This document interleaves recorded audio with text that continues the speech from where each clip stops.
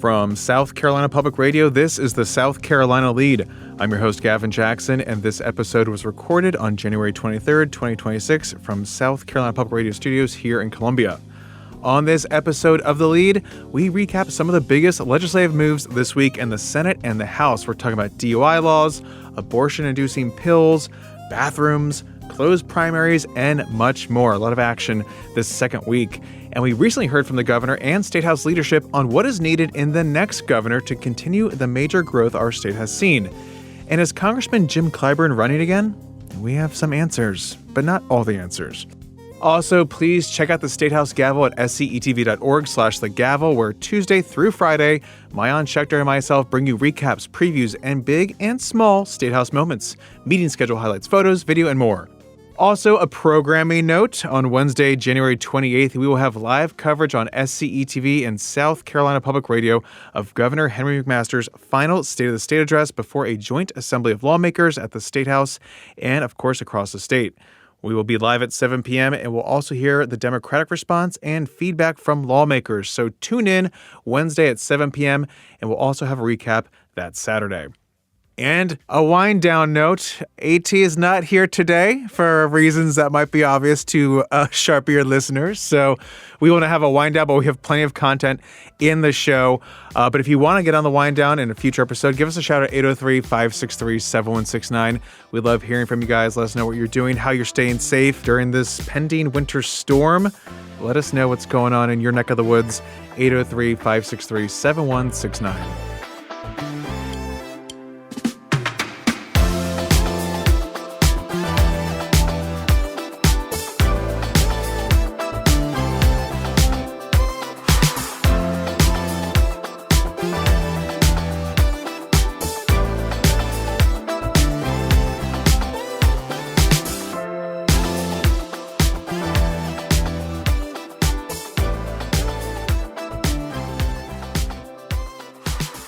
Okay, we are currently under a state of emergency. The whole state is for this winter storm that's expected to affect our state starting this weekend. This just frees up resources, activates the state's emergency response plan, and activates the operations center in West Columbia. Stay tuned to SCETV and SC Public Radio for closings, and any updates from the governor and state leaders will carry those press conferences live on all of our platforms should that happen. And SCDOT is already up and active on this threat. We're going to call it a threat. Winter Storm Fern. Don't let that fool you. Don't let Fern fool you. It's a threat. But we did hear from SCDOT Secretary Justin Powell on Thursday. Our pre-treatment operations began this morning, and so you will see our crews out there painting the roads white with brine. We are pre-positioning contract resources not only to augment our pre-treatment, but we are also bringing in contract cut and toss teams to help expedite, and we're coordinating closely with the power company. So know that our folks are out there and ready to work, and we'll be beginning 24-hour operations tomorrow, and we'll be at it through the duration of the events. So be safe out there, folks. And just a little heads up, we may have our next pod drop later on Tuesday just because of scheduling, babies, Fern, etc. So we're not going to leave you hanging. We just might be late. But let's take a look at what happened inside the Statehouse during the second week of the legislative session.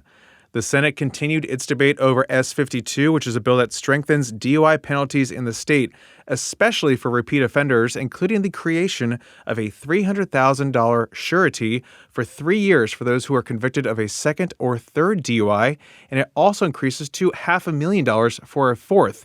That's if they want their driving privileges reinstated. Remember, ignition interlock devices are already required in vehicles of those convicted of a DUI. So if the potential of hurting or killing yourself or someone else isn't enough of a deterrent, perhaps the shame of blowing into a device to start your car for 6 months will be enough for you to reconsider driving drunk or tipsy. I'm okay. Debate will continue into the next week. In Senate committee action, the Senate Finance Committee moved 2 big tax bills. One, that House-approved H. 4216 that would restructure income tax brackets in the state, and the other, S. 768, which deals with property taxes and was filed by Committee Chairman Harvey Peeler to boost the homestead exemption. First, the committee in a 19-2 vote approved an expansion of that homestead exemption property tax, but amended the legislation slightly to respond to the growing influx of older South Carolina residents. The amended bill would keep the age at 65, not 60, and would increase the exemption to $150,000. Under the changes, the proposal would also include a 5-year residency requirement, but grandfather in anyone already living in the state. So that original bill cost $245 million. This new one would go up to $260 million. Also, H 4216 is that income tax bill that would lower the top tax rate of 6% down to 5.39%. This is for folks making over $30,000. Those making under $30,000 in income would be taxed at 1.99%. This bill would also eliminate the federal standard in itemized deductions, and it includes a measure that if enough revenue continues to come into the state, that the rate would then flatten to 1.99% and then phase out completely. So under the plan, right now, about 24% of filers could expect an increase. And the Senate Finance Committee also agreed to carry over and continue work on a bill to further expand the Heritage Act, which is a 2000 law that protects certain American War, Native American, and African American memorials and statues across the state. The committee did approve a bill to restore the $1,000 a month payout lawmakers receive for in-district expenses. You might remember that last year, committee member Senator Wes Clyburn, who's a Republican from York and is running for the 5th congressional district race, sued the legislature over an attempt to raise that amount to $2,500 per month. The state Supreme Court agreed that the raise was unconstitutional and threw it out, but threw out in-district expense pay as well. So that's some Senate action. Let's move over to the House, which moved several controversial bills through committee to the House floor that will guarantee some sporty debates in the coming days. Y'all ready for this? But first up, the bathroom bill, H 4756, which codifies the budget proviso requiring people in public schools and facilities use bathrooms and changing facilities that correspond with the sex that they were assigned at birth. That moved through subcommittee and the full House Judiciary Committee this week. Several folks who had signed up last week to speak and didn't get to due to timing were able to speak on Tuesday.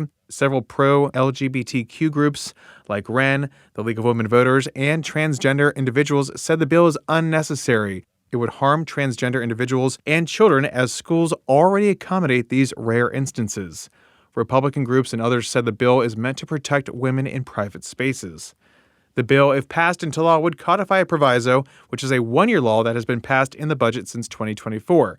And that proviso was previously challenged by a Berkeley County student, and that case is still under review by the 4th Circuit Court of Appeals, which granted an injunction last fall. That student has since switched to online learning due to harassment. A similar case, Grimm versus Gloucester County School Board, was found in violation of Title IX and the Equal Protection Clause. And the U.S. Supreme Court let that ruling stand. So just a little context here on what could happen if this continues up the chain in terms of appeals. Now, Subcommittee Chairman Representative Travis Moore, who's a Spartanburg Republican, responded to a transgender activist's claims that lawmakers aren't doing enough to protect children, especially in light of the federal conviction of former Lexington Republican Representative R.J. May, who was sentenced last week to 17 and a half years for possessing and distributing child sexual abuse material. Here's Chairman Travis Moore. I'll tell you right now, I have absolutely no love lost for R.J. May. And you ask where are the bills to address those types of issues, and I'll tell you that I personally filed bills last year to make it illegal to criminalize the AI morphed images of minor children, obscenity of minor children. So I'll answer your question about what is this General Assembly doing to protect children from predators, and that's what we're doing. Now, fast forward from Tuesday to the full House Judiciary Committee meeting that went late Wednesday evening. I was there because I'm there for you, where Columbia Democrat Representative Seth Rose raised a similar concern about doing more to help children. This came up during the debate over H 4760, which is the bill to reclassify abortion-inducing drugs as Schedule IV controlled substances. Here's Representative Rose. I would, for once, like to debate a bill in here where we're talking about foster care or all the issues we have in DSS right now with children. Another area I see in my practice, when was the last time we talked about children in foster care or helping children who don't have a meal at school or expanding healthcare services to children who don't have anyone? It feels as if we're doing things for children, but the moment you're born, we don't care. Let's expand our debates into children who are born and alive now. Let's do that once. Maybe once in a while would be encouraging. I'd like to do it a lot. Now, Committee Chairman Weston Newton, who is a Beaufort Republican, said that he welcomes such bills to protect children. Mr. Rose, thank you. If you have a bill to introduce and it gets assigned to this committee that takes care of children, we'll be happy to take that up and make sure that it gets brought up. I don't think that it is a hollow comment by any of my colleagues, regardless of where they are on this issue, that they're not in favor of doing things to protect the children in this state. The one comment that I may make is we've established what the abortion policy is in this state. This bill, in my judgment, closes mail order abortion, and the loophole that has come forward since we last visited what the abortion policy is in this state as upheld by the Supreme Court. And I am not unmindful of the need for easy access to these drugs, but I can't help but believe in a hospital setting that the argument against classifying these drugs to protect children, that the medical providers in a hospital setting, that they can't have access to these drugs because we've now put them on a schedule. I just can't wrap my mind around that's the reason that we shouldn't pass these drugs, because it's going to make it more difficult for both men or women to get these drugs. This loophole needs to be closed. Mail order abortion needs to be eliminated. We've spoken to that policy, and I would urge my colleagues to vote in favor of this bill. Now, that bill reclassifies drugs such as mifepristone and misoprostol as Schedule IV controlled substances, which providers say will make it more difficult to obtain. It's already illegal to get these via telehealth. It also makes it a felony to possess these drugs without a prescription. The committee also advanced legislation, H. 4762, that would require an 11 by 14-inch display of the Ten Commandments in every public school classroom. Proponents say those Christian principles were influential to our republic, which, again, made religious freedom a central tenet of our founding. Opponents say this legislation will undoubtedly lead to lawsuits, and a similar law in Louisiana has been ruled unconstitutional by a federal court. Schools could also display other documents, including the Mayflower Compact, the Declaration of Independence, and, after an amendment, the Emancipation Proclamation. The bill, which has support from House leadership, would allow for each school district or charter school to also adopt a policy creating volunteer school chaplains. Now, this bill passed in an 18-3 vote with several Democrats joining their Republican colleagues. And that's moving to the House floor. But also, just to note, a similar law in the books in Louisiana faced immediate lawsuits and was blocked by a federal judge and a 3-judge panel of the Fifth Circuit Court of Appeals. Also, before moving on, you probably heard a bunch about legislation dealing with closing primaries and registering by party, things that we don't do in this state. So if you're a Democrat, a Republican, Independent, anyone who is registered to vote, you can vote in any primary you want to. You get to pick it when you go to the ballot box. But the issue has divided Republicans inside and out of the Statehouse because of that very reason. And because it's been so divisive, it has effectively killed these bills this year. Republican gubernatorial candidates, the House Freedom Caucus, the SC Republican Party, and other Republicans have come out in favor of closing the primaries, whereas some House Republican leaders and the governor are against it, saying it would make it harder for folks to vote. Assistant Majority Leader Representative Brandon Newton, a Republican from Lancaster, said the toxic turmoil has killed the bills effectively. I think anybody that has served in the party apparatus, I'm one of those people. I was a party chair, a district chair, an executive committeeman. So my personal Facebook page is still filled with a lot of people who serve on the EC, who have served on the EC, who've been party chairs. And I can say unequivocally that this has been the nastiest debate internally that I've ever witnessed within the party structure. The divide on this topic and the divide between these two pieces of legislation have truly put, I believe, the party into a civil war. And if you're sitting there and you've seen social media, it's been pretty rough. And I've seen members of the executive committee on different sides of this calling each other names, accusing each other of trying to do things. And to me, that is over the line. And then nextly to that, here we are today being asked to step into this debate while also confronting the fact that our governor has said just last week he's vetoing both of these bills and was clear about it. He didn't equivocate. He didn't say it, maybe. He was pretty clear. We're also sitting here with a Senate that has never once even considered the topic, has shown zero interest of taking it up. And as the assistant leader and also as someone who wants to be a realist in the legislative process and as the lead sponsor of this bill, I don't think today is the day to do that. I believe that if the party is this divided, it needs to be on the same page.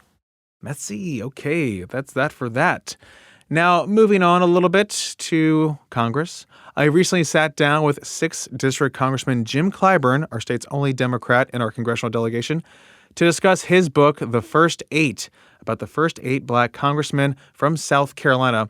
He became the 9th in 1992, but that was 95 years after the last black congressman from the state left Congress. Now we spoke on a bunch of different topics, and we will have that full interview for you about his book in February. It's coming soon. But I want to include just this one question I asked him about whether he was going to run for an 18th term. Take a listen. I think that that decision will be announced probably before we get to the campaign season. I don't know 100% yet exactly what the decision is going to be, but I think people will be happy with it when I make it. Now, I don't know if you could hear that classic Clyburn smirk through the audio, but we will keep you updated on what he decides to do. And I'll have way more campaign trail stuff for you on Tuesday, including some new polling. I know everyone loves the polls, so stay tuned for Tuesday's pod. We'll have more there for you. Looking at the governor's race, what do top Republican and Democratic Statehouse leaders want to see in the next governor? That question was directly and somewhat indirectly addressed recently at the South Carolina Manufacturers and Commerce's Business Speaks event, where leaders told a group of some 500 business leaders what they expected for the legislative session, but many of these leaders spoke of the political dynamics at play inside and outside the Statehouse, including on the campaign trail. There were also some top-notch jokes, which we have for you in a moment, but here's what Governor Henry McMaster had to say about what he thinks it will take to keep the state growing. This state has a greater history, a greater strength, a greater determination, a vivid, documented determination, unlike any other place. And we are at a point now where we've got great educational institutions.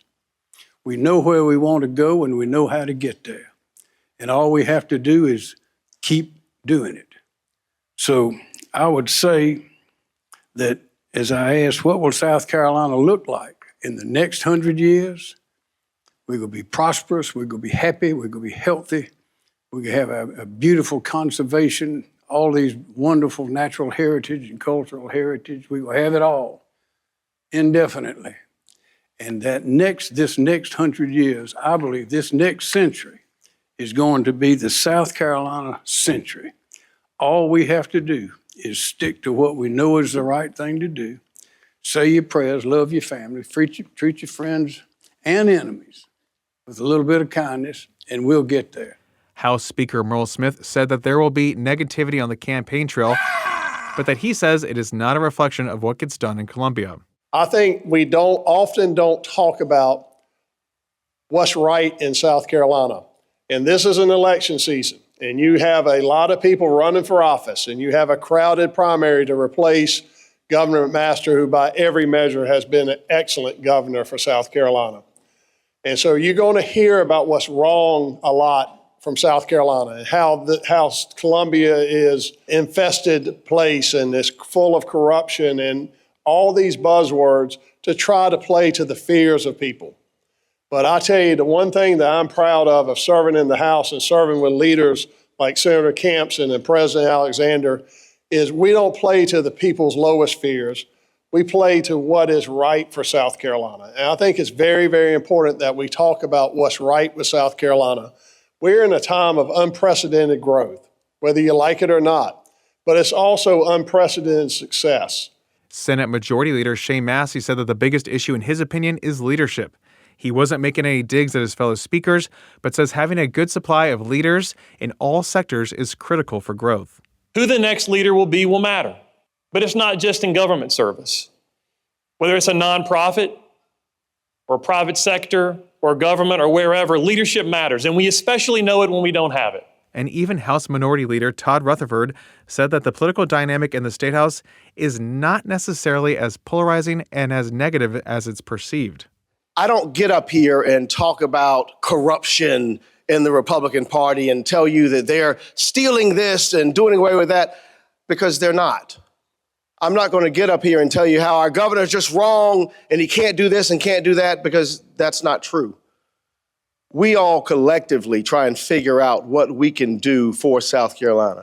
And you all are truly that engine. You're going to continue to hear from those people that are out there running for office that all of us down here, that this is some swamp, that this is some place where morals are left to the side.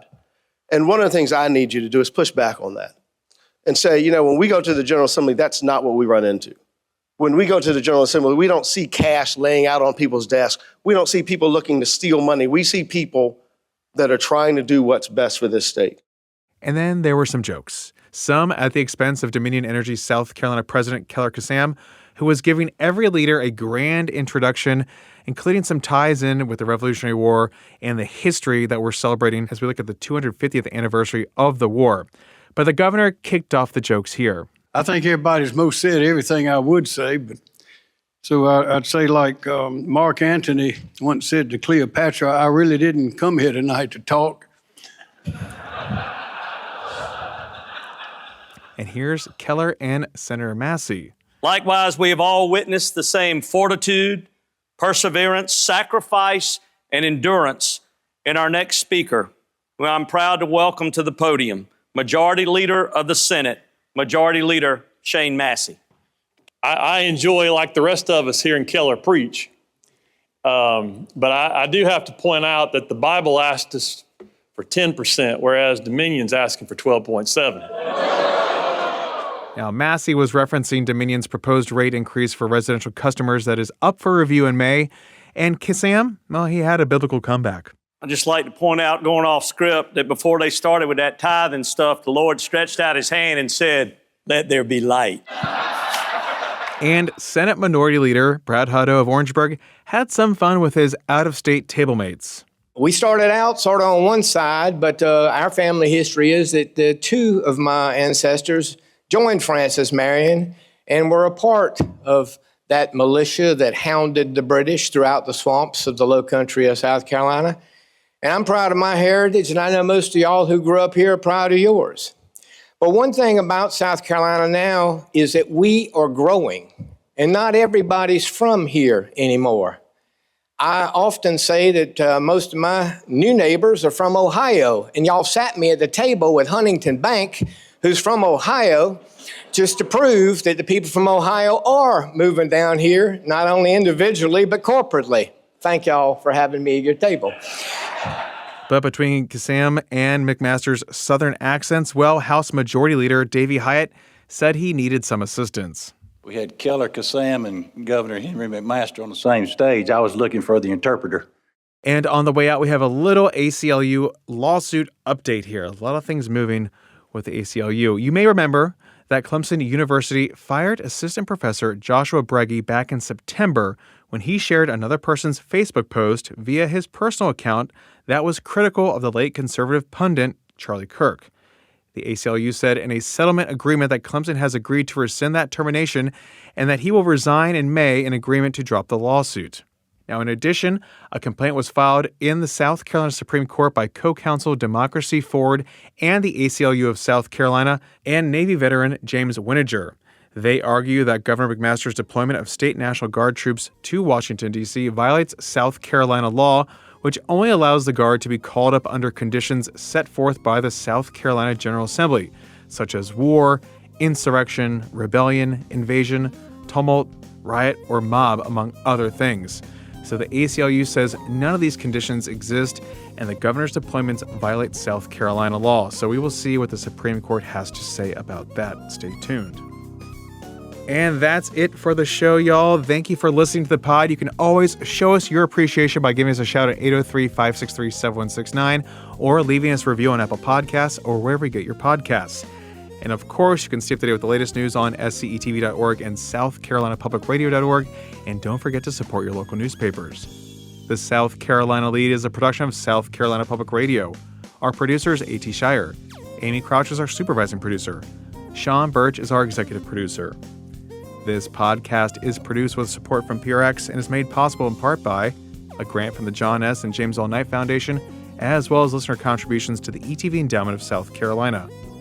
For the South Carolina Lead, I'm Gavin Jackson. Be well, South Carolina.